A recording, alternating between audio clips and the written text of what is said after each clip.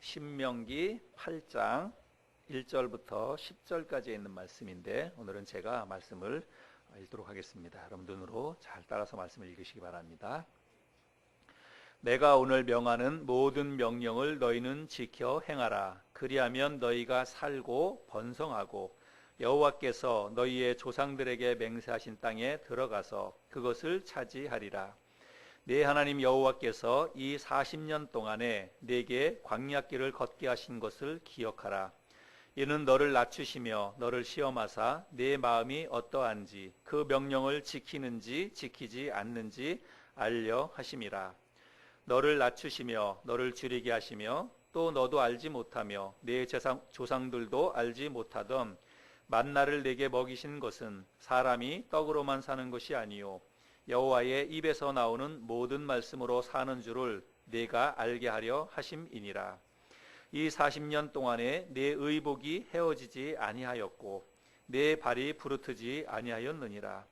너는 사람이 그 아들을 징계함 같이 네 하나님 여호와께서 너를 징계하시는 줄 마음에 생각하고 네 하나님 여호와의 명령을 지켜 그의 길을 따라가며 그를 경외할지니라. 네 하나님 여호와께서 너를 아름다운 땅에 이르게 하시나니 그곳은 골짜기든지 산지든지 시내와 분천과 샘이 흐르고 밀과 보리의 소산지요 포도와 무화과와 석류와 감람나무와 꿀의 소산지라. 내가 먹을 것에 모자람이 없고 내게 아무 부족함이 없는 땅이며 그 땅의 돌은 철이요 산에서는 동을 캘 것이라. 내가 먹어서 배부르고 내 하나님 여호와께서 옥토를 내게 주셨으므로 말미암아 그를 찬송하리라. 아멘. 오늘 우리들이 함께 읽은 말씀은 신명기이지요. 근데 신명기는 히브리 말로 이 신명기라고 하는 책의 제목은 엘레 하 드바림이라고 이렇게 책 제목이 붙어 있습니다. 엘레 하 드바림이라고 하는 말은 이것은 말씀들이니라 이런 뜻입니다. 복수로 말씀들이다라고 이렇게 되어 있습니다. 이 히브리 성경을 보다 더 많은 사람이 읽을 수 있도록 헬라말로 번역을 한 그 헬라어 성경이 있습니다. 그걸 이제 LXX라고 이야기하고 70인역이라고 이야기하기도 하고 그러는데 왜 70인역이냐면 그거를 번역한 사람들이 70명이에요. 그래서 그 번역 작업에 함께했던 사람들이 70명이라서 70인역 이렇게 또 그 이름이 붙여지고 그랬습니다.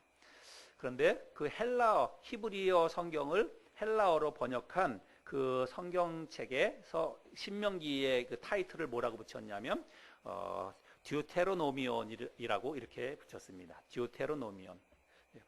근데 이 듀테로노미온에서 영어로 듀테로노미라고 하는 말이 붙여져 있죠. 그래서 영어 성경은 신명기를 듀테로노미 이렇게 신명기라고 이렇게 붙여져 있습니다. 듀라고 하는 말은 우리가 뭐 듀오 이런 말이 있죠. 그래서 둘 이런 뜻인데 그래서 신명기라고 하는 말은 두 번째 율법 혹은 다시 주어진 계명 이런 뜻이 됩니다. 신명기라고 하는 말이 우리나라 성경은 이제 신명기라고 이렇게 되어 있는데 사실은 한자지요. 신자는 되풀이하다, 거듭하다 이런 뜻입니다. 그래서 신명기는 다시 주어진 계명, 다시 주어진 두 번째 율법 이런 뜻이 바로 신명기라고 하는 것입니다. 우리들이 잘 아는 것처럼 신명기라고 하는 성경은 모세가 40년 광야 생활을 다 마치고 나서 이제 가나안 맞은편인 요단 동편 모압 평지에서 이스라엘 백성들을 모두 모아놓고 그곳에서 설교를 하게 됩니다. 세 번의 설교를 하게 되는데 이 세 차례의 고별 설교를 모아놓은 책이 바로 신명기라고 하는 성경이지요. 세 차례의 설교를 간단히 정리하면 이런 것입니다. 지나간 과거를 잊지 말고 기억하라 라고 하는 거예요. 그래서 너희들이 애굽에 종살이 할 때 어떻게 그 애굽의 종살이에서 너희들이 빠져나올 수 있었는지 그것을 잊지 말고 기억하라 라고 하는 것이고 또 40년 광야 생활 기간 동안에 무슨 일이 있었는지를 잊지 말라는 것입니다. 또 그 40년 광야 생활 동안에 하나님께서 어떻게 역사하셨는지 그것을 절대로 잊지 말아라. 그것을 당부하는 내용이 그 신명기입니다. 그리고 마지막으로 또 하나는 뭐냐면 이제 너희들이 요단을 건너서 가나안 땅에 들어가게 될 텐데 가나안 땅에 들어가거든 너희들이 이렇게 살아야 한다라고 하는 당부의 말을 기록한 것이 바로 신명기라고 하는 성경이지요. 특별히 오늘 우리가 신명기 8장의 일부분을 읽었는데 신명기 8장은 어떤 내용이냐면 40년 광야 생활에 관한 말씀입니다. 그래서 우리들이 아는 것처럼 하나님께서 왜 한 일주일 정도면 갈 수 있는 그 거리를 무려 40년이라고 하는 긴 시간이 걸리도록 하셨는지 그 이유와 목적을 설명하고 있는 그런 내용이 오늘 8장 1절부터 10절까지 기록되어져 있습니다. 여러분 우리들이 잘 아는 것처럼 이스라엘 백성들이 애굽 땅에 머물러 있을 때 종살이 할 때 어느 곳에 있었냐면 애굽의 고센 땅이라고 하는 곳에 그들이 터를 잡고 살고 있었습니다. 그런데 그 애굽의 고센 땅에서부터 이제 가나안 땅까지 가는 것은 여러분 거리적으로 보면 그렇게 먼 거리가 아닙니다. 그래서 사람들이 걸어서 적어도 아무리 오래 걸려도 한 달 안에 갈 수 있는 것이 거리입니다. 그래서 사람들이 뭐 빠르면 한 일주일, 한 2주일이면 갈 수 있다 이렇게 이야기를 합니다. 그런데 그들이 얼마나 걸렸나요? 무려 40년이라고 하는 그런 긴 세월이 걸렸다고 하는 것입니다. 세월만 그렇게 걸린 게 아니라 그 애굽에서 떠나 나올 때 나왔던 그 1세대 사람들은 40년 광야 생활하는 동안에 광야에서 다 죽고 말았습니다. 무려 애굽을 떠나올 때 장정만 60만 명이라고 기록하고 있는데 그 60만 명의 사람들이 모두 다 광야에서 죽었다고 하는 것입니다. 단 두 사람만 빼놓고 여호수아와 갈렙 이 두 사람만 빼놓고 그 광야 1세대 사람들은 모두 다 광야에서 죽고 말았다는 것입니다. 심지어는 지도자였던 모세도 역시 죽고 말았죠. 신명기 34장 7절에 모세의 죽음에 대해서 이렇게 기록하고 있습니다. 모세가 죽을 때 나이 120세였으나 그의 눈이 흐리지 아니하였고 기력이 쇠하지 아니하였더라. 여러분 눈이 흐리지 않고 기력이 쇠하지 않았다는 거예요. 저 말은 무슨 뜻입니까? 아직 죽을 때가 안 됐다는 것입니다. 아직 죽을 때가 안 되었지만 그는 죽을 수밖에 없었다라고 하는 것입니다. 안타까운 그런 일이죠. 여러분 그러면 왜 하나님이 이스라엘 백성들을 쉽고 빠른 그 지름길을 놔두고 죽음의 땅인 광야로 그들을 지나게 하셨을까? 광야로 그들을 인도하셨을까? 광야는 여러분 사람이 살 수 없는 곳입니다. 오늘 본문 말씀 15절에도 보면 15절 말씀에 보면 너를 인도하여 그 광대하고 위험한 광야 곧 불뱀과 전갈이 있고 물이 없는 간조한 땅을 지나게 하셨으며 이렇게 말씀하고 있습니다. 그래서 광야는 물이 없어요. 그래서 광야는 사람이 살 수 없는 그런 땅이라고 하는 것입니다. 이 그림은 지금 그 이스라엘 백성들이 갔던 그 광야의 실제 모습입니다. 지금 그래서 지금 그 이집트에서 밑에 그 요르단까지 가는 거는 그 관광버스로 성지순례를 가면 관광버스를 타고 위에서부터 아래로 쫙 내려가는데 저런 길을 끝도 없이 간답니다. 그래서 관광버스로 한 10시간을 저 광야길을 간다고 그렇게 이야기를 합니다. 이런 땅이 이스라엘 백성들이 걸어갔던 그 광야이죠. 조그만 풀 같은 게 있는데 저런 건 다 가시덤불이고 사람들에게는 전혀 도움이 되지 않는 그런 것들입니다. 불뱀과 정갈이 있고 물이 없는 간주한 사람이 살 수 없는 그 광야로 하나님께서 그 많은 희생과 고통스러운 대가를 지불하면서까지 하나님께서 이스라엘 백성들에게 이 광야를 지나게 하셨다는 거예요.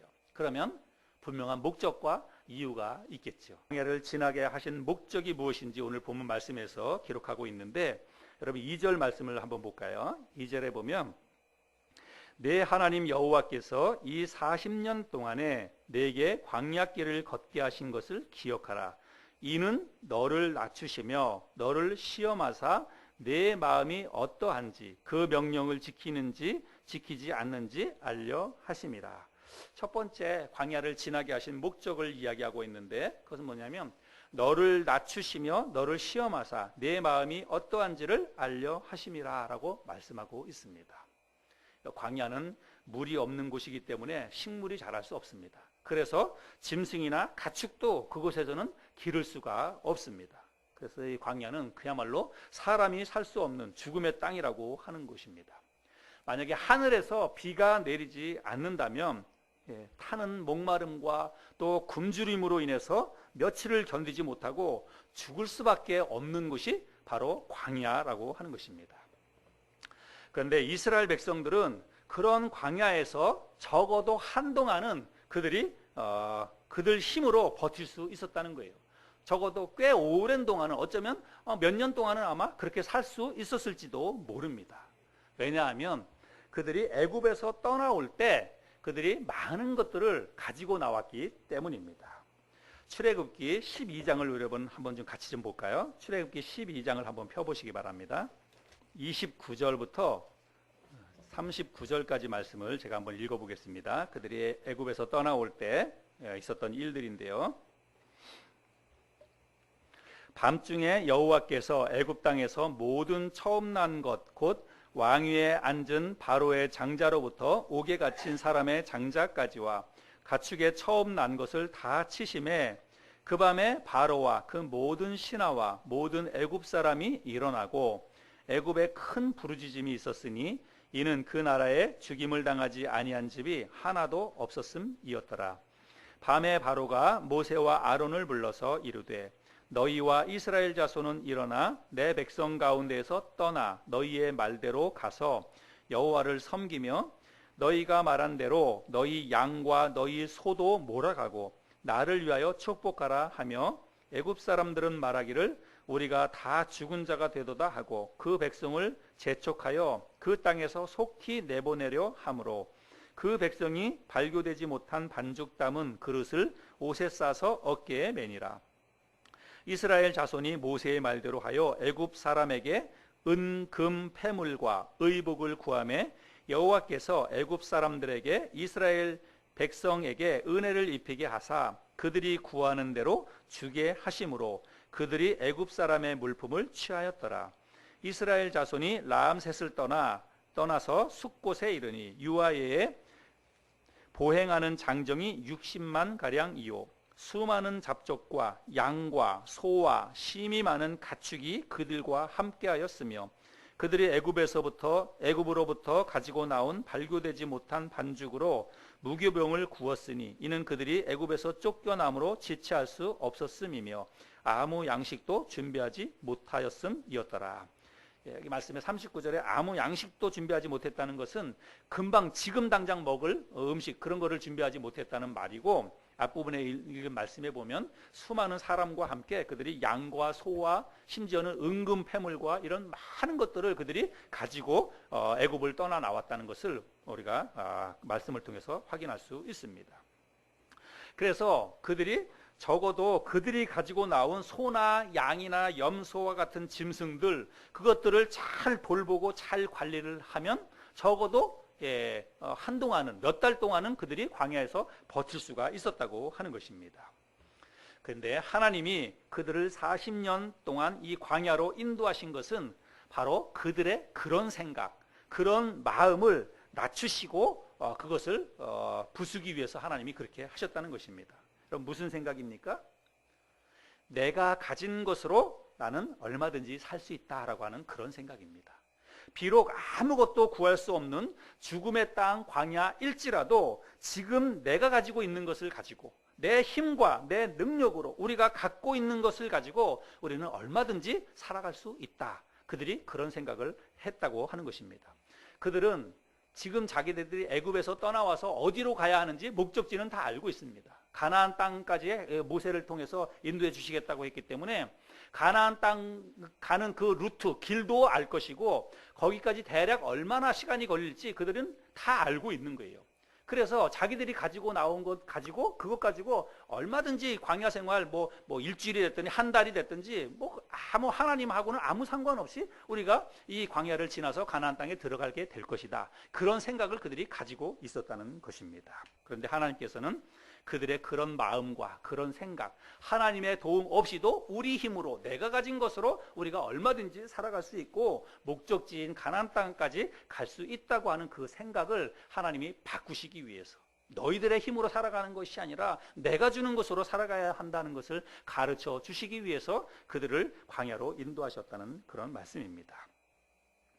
그래서 그들이 광야 생활을 하는 동안에 이제 그들이 가지고 나온 식량이 모두가 다 바닥이 나게 되었습니다. 그래서 진짜로 이제는 철저하게 오직 하나님만 바라볼 수밖에 없는 그런 상황이 되었지요. 그게 언제부터였는지는 정확히 알 수 없지만 몇 년이 지나고 나서 음식들이 그 가축을 다 잡아먹고 나서 그들의 먹을 것이 떨어지고 아무것도 없는 그런 상황이 분명히 왔을 것입니다. 근데 그때 바로 하나님이 어떻게 하셨냐면 하늘에서 만나와 메추라기를 그들에게 내려주셨습니다. 그리고 그 척박한 광야, 물 한 모금 먹을 수 없는 그 광야에서 하나님께서 반석에서 물도 내주셨습니다. 그거는 하나님이 이제 너희들이 가진 것 없어도 내가 너희들을 책임진다, 내가 너희들을 먹이고 입힌다 라고 하는 것들을 하나님이 직접 보여주시는 그런 사건들이지요. 그런데 그럼에도 불구하고 그들은 하나님을 신뢰하지 못했다는 것입니다. 하나님께서 뭐라고 말씀하셨냐면 엿새 동안은 매일같이 나가서 그날 먹을 것을 그날 거둬들여라. 내가 너희들에게 매일매일 먹을 것을 하늘로부터 내려줄 것이다. 만나도 내려주고 메추라기도 내려줄 테니까 엿새 동안은 나가서 거두라. 그리고 여섯째 날에는 그 다음 날 것까지 내가 두 곱절을 내려줄 테니까 여섯째 날에는 두 곱절을 거두고 그리고 7일째 되는 날에는 밖에 나가지 마라. 그날은 너희들이 하루 쉬면서 안식해라. 이렇게 하나님이 말씀을 하셨습니다. 그리고 그날 음식을 거두면 다음 날까지 절대로 남겨두지 말라는 것입니다. 남겨두지 말고 그날 거둔 것을 그날 먹으라. 다음 날은 내가 알아서 또 줄게. 그렇게 하나님이 말씀을 하셨어요. 그런데 이스라엘 백성들이 그 하나님의 말씀에 불순종했죠.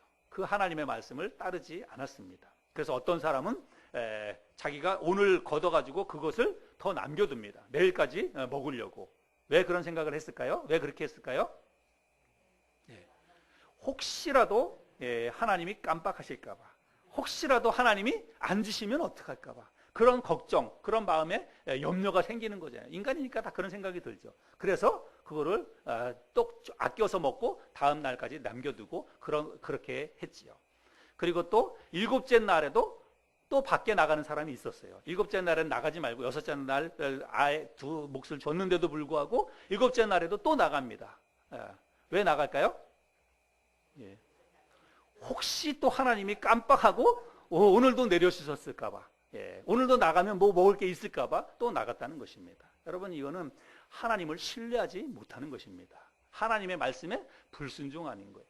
그런데 여러분, 이게 그냥 단순한 말씀에 불순종하는 그런 사건이 아니라고 하는 거예요. 우리가 여기에 주목을 해야 됩니다.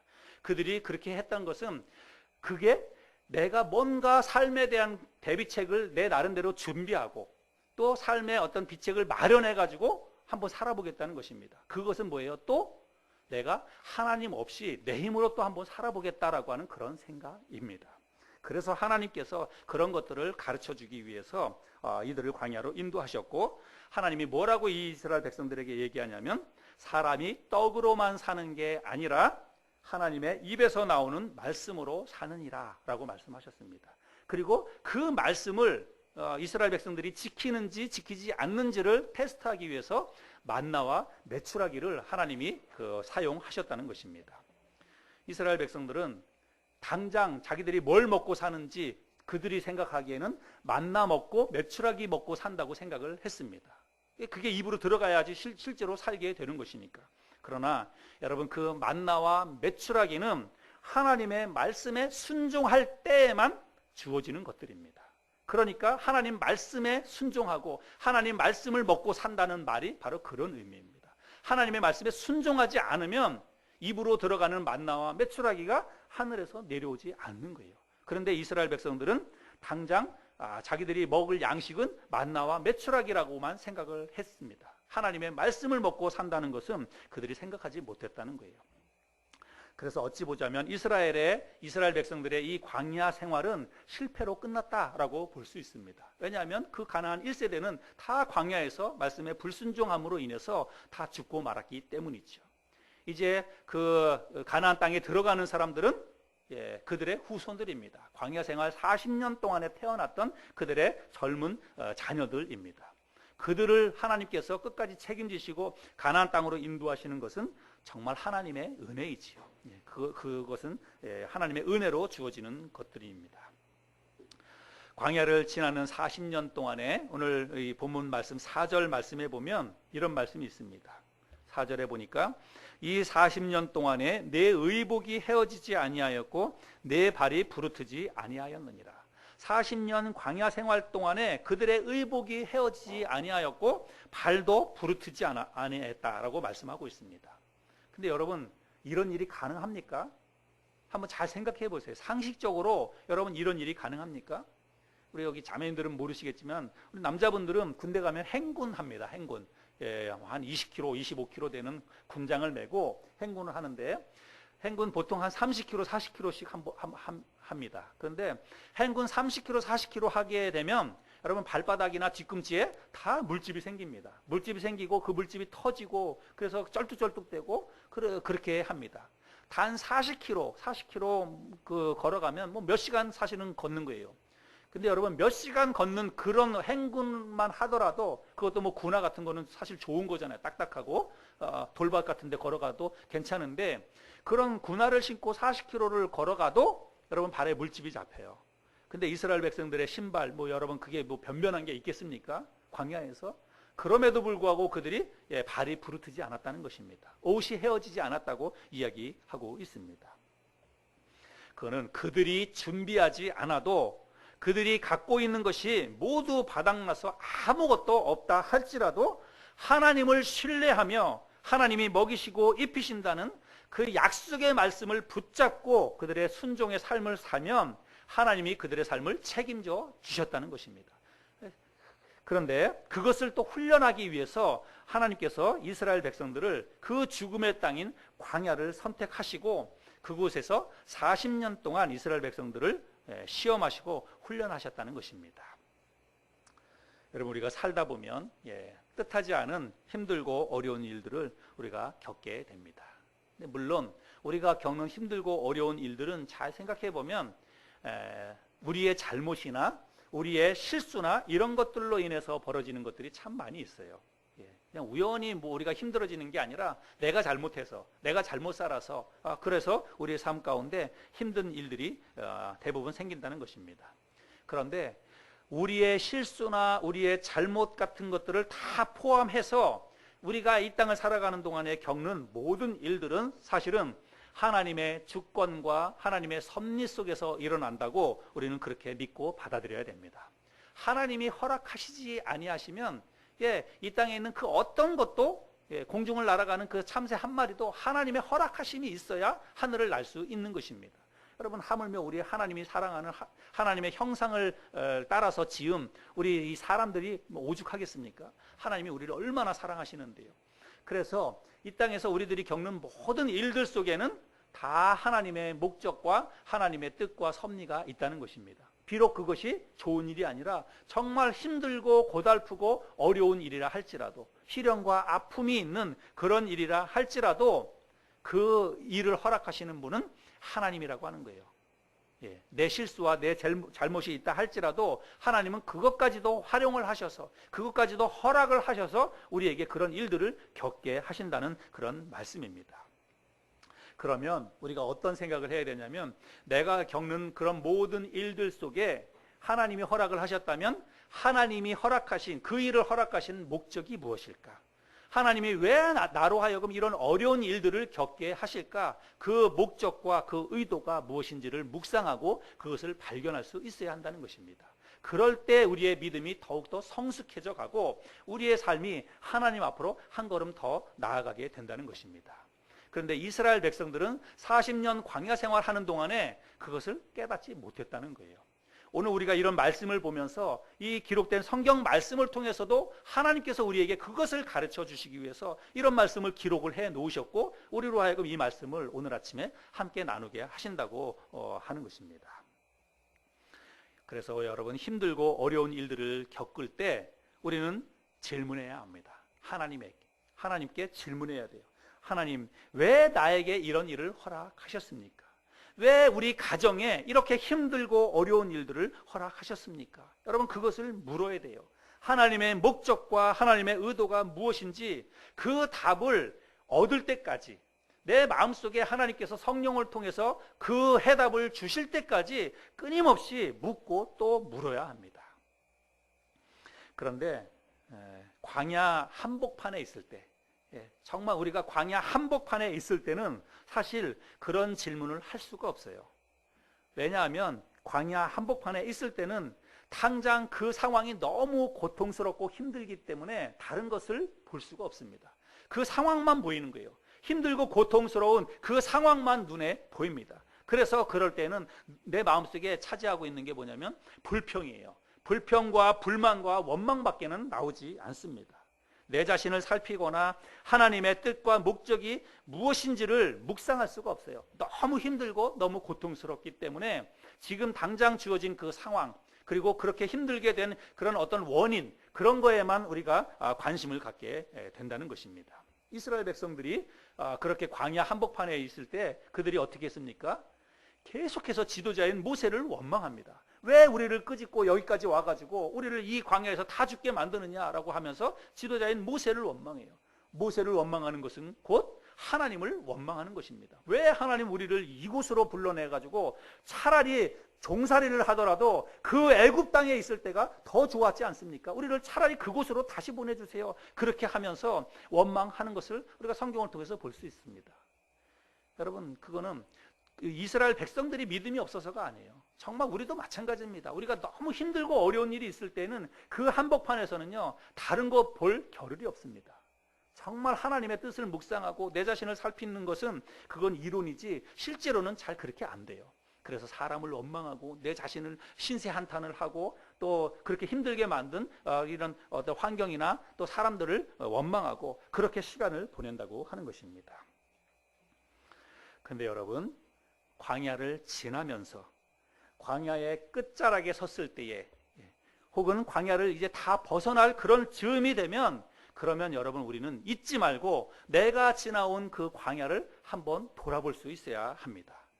우리가 광야를 다 지나면서 광야의 끝자락에 서서도 만약에 그런 시간을 갖지 못한다면, 나에게 왜 이런 어려움을 하나님이 허락하셨을까? 왜 이런 고통스러운 그런 상황으로 나를 몰아가셨을까? 마지막 그 순간에도 그것에 질문을 하지 못한다면, 그것을 묵상하지 못한다면, 여러분, 우리는 절대로 하나님의 주권 아래 들어갈 수 없습니다. 하나님이 우리에게 주시려고 하는 또 다른 축복과 또 다른 새로운 계획을 우리가 절대로 깨달을 수가 없다고 하는 것입니다. 그래서 우리가 광야를 지나면서, 그리고 광야를 통과해서 거의 끝자락에 섰을 때에 지나온 시절들을 돌아보면서, 아프고 힘들었던 것들을 돌아보면서 마음속에 다시 한번 하나님 앞에 질문해야 됩니다. 하나님, 왜 이런 일들을 허락하셨습니까? 하나님, 이 일을 허락하신 하나님의 뜻과 목적이 무엇입니까? 이것을 질문할 수 있어야 됩니다. 그럴 때의 초점은 절대로 사람이나 그 힘든 사건에 초점이 맞춰지면 안 됩니다. 어떤 일이 있었든지, 어떤 사람이 나를 힘들게 했든지, 여러분, 그거는 하나님이 사용하시는 그냥 교보제 가운데 하나일 뿐입니다. 하나님은 그 사람을 통해서 결국 나를 힘들게 만들고 그 사건을 통해서 나를 거꾸로 틀리려고 하는 그런 목적 때문에 나에게 그런 일을 허락하신 분이 아니시기 때문에 그래요. 그것은 그냥 하나의, 하나님께서 사용하시는 그냥 하나의 도구일 뿐이라고 하는 것입니다. 어떤 사건이든지 어떤 사람이든지. 그래서 사람이나 힘들었던 사건에 초점을 맞추지 말고 어디에 초점을 맞춰야 되냐면, 하나님의 뜻이 무엇일까? 하나님의 목적이 무엇일까? 하나님께서 왜 우리를 이 광야로 인도하셨을까? 하나님께서 왜 나로 하여금 이 힘들고 어려운 이 죽음의 땅인 광야를 지나게 하셨을까? 그것에 관심에 초점을 맞추고 오직 그 질문만 해야 돼요. 다른 것 다 잊어버리고, 왜 하나님이 나로 하여금 이런 일들을 겪게 하셨습니까? 하나님의 뜻과 하나님의 목적이 무엇입니까? 여러분, 그것을 집중적으로 생각하고 그 기도를 해야 한다는 것입니다. 하나님이 이스라엘 백성들의 마음이 어디 있는지를 보시기 위해서 그들에게 광야를 지나게 하셨다고 성경에 기록하고 있지요. 그래서 나에게도, 그리고 여러분들에게도 그런 목적 때문에 하나님께서 가끔은 아픔과 시련과 그 고난을 허락하신다는 사실을 여러분 기억했으면 좋겠습니다. 내 마음이 내가 가진 것에, 하나님보다 내가 가지고 있는 것에, 우리가 갖고 있는 것에 더 많이 가 있을 때에 하나님께서 그 생각이 잘못됐다라고 하는 것을 깨닫고 가르쳐 주시기 위해서 하나님께서 우리를 광야로 인도한다는 것입니다. 광야를 지나게 하신다는 것입니다. 그것을 깨닫게 하기 위해서. 네가 가진 것으로 이 세상을 살아가는 것이 아니다. 네가 가지고 있는 것이 무엇이든지 그것이 너의 삶을 인도하고 그것이 너의 삶을 보장해 주는 것이 아니다라고 하는 것을 하나님이 깨닫게 해주시기 위해서 이 세상은 떡으로 사는 것이 아니라 내 말에 순종하며 사는 것이다 라고 하는 것을 하나님이 깨닫고 그것을 가르쳐 주시기 위해서 때로는 우리에게 아픔과 고난이 있는 그 광야로 우리를 인도하신다는 말씀입니다. 그런데 우리는 가만히 돌이켜보면 정말 별것도 아닌 것을 가지고 있지요. 내가 가지고 있는 것이 정말 별것도 아니고 아주 보잘것없는 그런 것들인데도 불구하고 그런 것들을 가지고 내가 뭔가를 할 수 있다고 생각을 합니다. 그것만 있으면 내가 뭔가를 다 이룰 수 있다고 생각을 하고 그래서 그것을 의지하고 그것만 바라보고 이 세상을 살아갈 때가 많이 있어요. 하나님 생각 별로 잘 안 합니다. 그냥 내가 가지고 있는 것, 나에게 주어진 환경, 내 옆에 있는 사람들, 그것만 가지고도 얼마든지 사는데 불편함이 없으니까, 얼마든지 그걸 가지고도 잘 살 수 있으니까 하나님 앞에 무릎 꿇지 않습니다. 하나님 앞에 간절히 하나님 없이는 나는 살아갈 수 없습니다. 이런 마음이 우리의 마음속에 잘 안 들어요. 내 주변 상황이 뭐 그럭저럭 뭐 얼마든지 살아갈 수 있으니까 내 주변 상황으로 얼마든지 세상을 헤쳐나갈 수 있다고 그렇게 생각을 하니까 그런 것입니다. 여러분, 하나님이 우리 광야를 잘 생각해 보세요. 이스라엘 백성들이 광야 한복판에 있을 때 여러분 그들이 가지고 있던 것들이 모두가 다 바닥나버린 그런 상황 속에서 그 광야에서 하늘에서 만나와 메추라기가 내리지 않는다면 하나님께서 그 광야에 있는 이스라엘 백성들에게 만나와 메추라기를 내려주지 않는다면 여러분 그들이 무슨 재주로 살아갈 수 있습니까? 그 광야에서 뭘 가지고 먹고 살아갈 수 있겠습니까? 우리도 마찬가지입니다. 이 세상은 광야와 같은 그런 세상입니다. 아무것도 없는 척박한 이 광야와 같은 세상을 살아가면서 하나님께서 우리에게 만나와 메추라기를 내려주지 않으면 여러분 우리가 무슨 재주로 이 세상을 살아갈 수 있습니까? 여러분 우리가 영적으로 그런 눈을 떠야 됩니다. 그런 마음으로 우리가 이 세상을 살아갈 수 있어야 합니다. 하나님이 반석에서 물을 내려주시지 않으면, 물을 내시지 않으면 여러분 어떻게 메마른 사막과도 같은 그런 곳에서 우리의 이 타는 목마름을 해결할 수가 있겠습니까? 여러분 이 세상은 영적인 광야입니다. 우리가 이 세상을 살아가는 동안에 하나님께서 우리의 이 타는 목마름, 영적인 갈증을 해결해 주시지 않으면 여러분 우리가 어떻게 이 세상을 살아갈 수가 있겠습니까? 그래서 우리가 하나님께 붙어서 오직 하나님만을 신뢰하고 하나님 말씀에 순종하는 삶을 살아야만 광야 같은 이 세상을 우리가 살아갈 수 있다, 버텨낼 수 있다, 이런 생각과 이런 믿음을 우리가 가졌으면 좋겠습니다.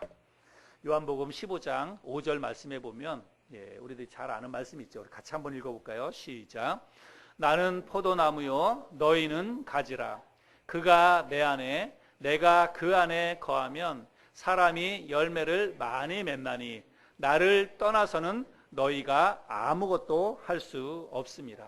저 마지막 끝에 있는 구절, 나를 떠나서는 너희가 아무것도 할 수 없습니다. 여러분 포도나무의 그 가지가 포도의 원 줄기에 붙어 있지 않으면 여러분 열매 맺는 것은 고사하고 그 가지는 결코 살아갈 수가 없습니다. 여러분 우리도 마찬가지입니다. 우리는 하나님의 포도나무에 붙어 있는 그 가지입니다. 우리의 삶에 풍성한 열매를 맺기 위해서는 열매 맺는 것뿐만 아니라 우리가 이 생존 살아가기 위해서는 포도나무 되시는 하나님께만 붙어 있어야 한다는 것입니다. 여러분 2019년 올 한 해 여러분 어떻게 지내오셨는지 모르겠습니다. 아마도 여러분의 삶 가운데 힘들고 어려운 일들이 많이 있었으리라고 생각을 합니다. 여러분 인생이 그렇잖아요. 우리가 살아가다 보면 늘 연초가 되면 정말 하나님께 기도하면서 우리의 삶 가운데 우리의 가정에 하나님의 은혜와 복이 있게 해달라고 기도합니다. 그런데 1년을 살아가는 동안에 한번 보면은 정말로 힘들고 어려웠던 일들, 연초에 정말 생각하지도 않았던 그런 뜻하지 않은 힘들고 어려운 일들이 우리의 삶 가운데 계속해서 일어나는 것들을 보게 됩니다. 아마 여러분들의 올 한 해 삶 가운데에서도 정말 힘들고 어려운 일들이 분명히 많이 있었으리라고 생각이 됩니다. 저도 돌이켜보면 그 어느 때보다도 올 한 해 힘들고 어려운 그런 한 해였다고 생각이 됩니다. 그런데 제가 힘들고 어려운 그 일들을 그나마 버티고 그나마 견딜 수 있었던 것은 기도였다고 생각이 됩니다. 저는 힘든 일들을 겪으면서 아내와 함께 새벽에 교회 나와서 울면서 1시간 이상 그렇게 계속 기도를 했습니다. 낮에도 수시로 기도할 수밖에 없었습니다. 정말 내가 가진 것들이 다 바닥이 났다라고 하는 그런 마음에 그런 생각이 들었습니다. 그래서 철저하게 정말 이제 바닥에 있다. 그리고 정말로 이제는 하나님의 도우심이 없이는 일어설 수 없다. 그런 마음과 그런 생각이 들었습니다. 그래서 제가 그런 순간에 하나님 왜 나에게 이런 시련을 주십니까? 하나님 왜 나에게 이런 아픔을 겪게 하십니까? 왜 이토록 절망스럽고 왜 이토록 고통스러운 광야를 지나게 하십니까? 제가 계속해서 물었습니다. 하나님 앞에 기도할 때마다 제가 다른 거 기도하지 않고 그것만 묵상하고 그것만 하나님 앞에 물었어요. 왜 하나님 이런 일들을 허락하십니까? 왜 저에게, 왜 우리 교회에 이런 일들을 허락하십니까? 묻고 또 물었는데 하나님께서 기도하는 중에 저에게 응답을 주셨어요. 그래서 제가 일전에도 여러분들과 함께 나눴는데 교회를 새롭게 하시기 위해서 하나님께서 이런 어려움을 주셨다라고 제가 그런 말씀을 드렸죠. 예레미야 29장에 있는 그런 말씀을 저에게 생각나게 해주셨습니다. 너를 향한 나의 생각을 내가 아나니 재앙이 아니요 평안이니라. 하나님께서 내 마음속에 이런 고통과 어려움을 주시는 것은 재앙이 아니라 평안이다라고 말씀을 해주셨습니다. 그리고 미래와 희망을 주는 것이라고 그렇게 말씀을 해주셨어요. 그래서 이런 어려움이지만 이 어려움을 통해서 오히려 내 마음에 더 큰 평안을 주시겠다라고 하나님이 약속을 해주셨고, 그리고 더 지금보다 훨씬 더 나은 미래와 희망을 내가 너에게 주겠다, 하나님이 그렇게 저에게 응답을 해주셨습니다. 그 하나님의 음성을 듣고 나니까 기도하는 가운데 그 하나님의 말씀을 깨닫고 성령께서 주시는 그 말씀을 깨닫고 나니까 정말로 평안해졌어요. 정말로 제 마음이 평안해졌습니다. 곧 죽을 것 같고 곧 아무것도 할 수 없을 것 같은 깊은 절망감 속에 빠져 있었지만 제가 하나님 앞에 왜 이런 어려움을 주십니까? 왜 이런 시련을 주십니까? 라고 묻고 기도했을 때에 하나님께서 재앙이 아니라 평안이다. 너에게 미래와 희망을 주기 위한 것이다. 라고 말씀을 해주셨습니다. 그것을 깨닫고 나니까 정말 마음이 평안해졌습니다. 평안해졌을 뿐만 아니라 이제 하나님께서 새롭게 이루어 가실 그 하나님의 일에 대한 기대감이 또 마음속에 생겼습니다. 그래서 마음에 기대감도 있고 또 희망도 있고 그렇게 해서 제가 다시 일어날 수 있었습니다. 여러분, 우리를 향한 하나님의 뜻과 목적은 항상 재앙이 아니라 평안입니다. 여러분의 삶 가운데 어떠한 고난과 어떠한 시련과 어려움이 있다 할지라도 여러분, 하나님은 그것을 주기 위해서 여러분 그 일을 허락하시지 않았다는 것을 여러분 기억하시길 바랍니다. 재앙과 여러분이 겪는 일들이 힘들고 고통스러운 정말로 견디기 힘든 일이라 할지라도 그게 끝이 아니라는 사실을 여러분 기억하셔야 돼요. 하나님은 그 고통을 주기 위해서 그런 일을 허락하신 게 아니라는 것입니다. 그 고통을 통해서 우리로 하여금 다른 것들을 깨닫게 해주시기 위해서, 네 삶의 주인이 네가 아니라 바로 나다. 여러분, 내가 더 힘이 많습니까? 하나님이 더 힘이 많습니까? 내가 가진 게 더 많습니까? 하나님이 가진 게 더 많습니까? 여러분, 이거는 뭐 말로 할 수 없는 것입니다. 그럼에도 불구하고 우리는 내가 가진 것이 더 크다라고 생각을 합니다. 내가 가진 것으로 얼마든지 살아갈 수 있다라고 생각을 합니다. 때로는 그래서 하나님께서 그 생각을 바꿔주기 위해서 우리에게 아픔을 허락하신다는 거예요. 그것을 바꾸고 내가 정말로 이 시련을 통해서 하나님의 목적과 뜻을 분별할 수 있다면, 그것을 발견할 수 있다면, 그러면 여러분 그 광야는 죽음의 땅이 아니라 오히려 은혜의 땅이고 축복의 땅이라고 하는 것입니다. 정말로 크고 놀라우신 하나님께서 내 삶을 인도해 가시는구나. 그 하나님이 나의 삶의 주인이시구나. 앞으로 하나님께서 나의 삶을 더 크게 내가 가진 것으로 살아갔던 그때보다 비교할 수 없을 만큼 더 크고 놀라운 일을 하나님이 허락해 주시겠구나. 그 일을 이루어 주시겠구나 라고 하는 그 마음과 그런 믿음이 생긴다면 여러분, 그런 고난은, 그런 광야는 얼마든지 우리들이 겪고 지나가도 된다고 저는 생각을 합니다. 올 한 해 여러분들의 삶 가운데 어떤 일이 있었는지 잘 모르겠습니다. 혹시 여러분의 삶 가운데 정말 힘들고 어려운 일이 있었다면, 아직까지도 그것에 대한 마음이 정리가 되지 않았다면 오늘 이 말씀을 통해서 정리가 될 수 있었으면 좋겠습니다. 그 아픔과 고난과 시련, 어려운 일들, 여러분, 그게 끝이 아니에요. 하나님은 그것만을 허락하시기 위해서 우리에게 그 일을 겪도록 하시지 않는다는 사실입니다. 그 일을 통해서 하나님의 더 크고 놀라운 은혜와 축복을 여러분들이 영적으로 바라볼 수 있기를 바랍니다. 그래서 여러분의 믿음이 더 견고하고 그 일을 겪어가면서 더 성숙해져서 하나님 앞에 한 걸음 더 나아갈 수 있다면 여러분, 그게 은혜 아닐까요? 그게 축복 아니겠습니까? 하나님은 우리에게 그 은혜와 축복을 주시기 위해서 때로는 힘들고 어렵지만 우리로 하여금 광야를 지나게 하신다는 사실입니다. 그 사실을 잘 기억하고 또 믿음으로 힘들고 어려운 일들을 잘 겪어 나가는 저 여러분들이 될 수 있기를 바랍니다.